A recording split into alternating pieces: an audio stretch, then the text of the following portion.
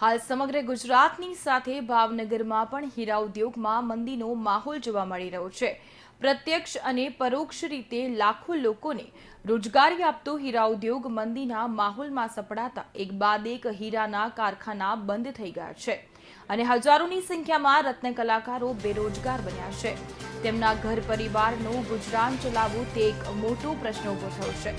ભાવનગર જિલ્લામાં આર્થિક કરોડરજ્જુ સમાન મુખ્ય બે ઉદ્યોગો પૈકી હીરા ઉદ્યોગમાં હાલ મંદીના માહોલને લઈને કારીગરોની સ્થિતિ ખૂબ જ દયનીય બની છે।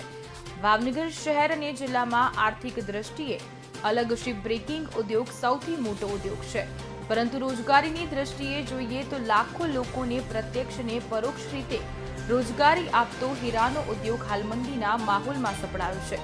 હીરા ઉદ્યોગની સાથે સાથે અન્ય વેપાર ધંધાઓ પણ મંદીમાં છે। ભાવનગર શહેર અને જિલ્લામાં હીરાના કારખાનામાં વેકેશન પડી ગયા છે, તેને લઈને રત્ન કલાકારોની સ્થિતિ કફોડી બની છે।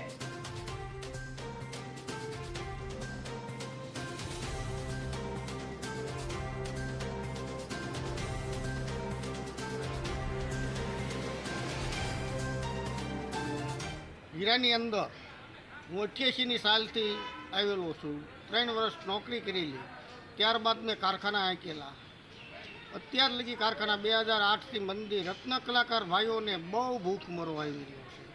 આ ભાજપ સરકાર જે નરેન્દ્રભાઈ મોદી વાતો તો મોટી મોટી પેકેજની કરી રહ્યા છે, પણ કોઈ ફરક પડતો નથી। ડાયમંડની અંદર અત્યારે 40% છોકરાઓ ગણેલા બેરોજગાર માણસો ફરે છે। એસોટિયા છૂટા થયા છે રફુ, કે જેથી કરીને રફ ડાયમંડની અંદર આવે કાંઈ એ નથી।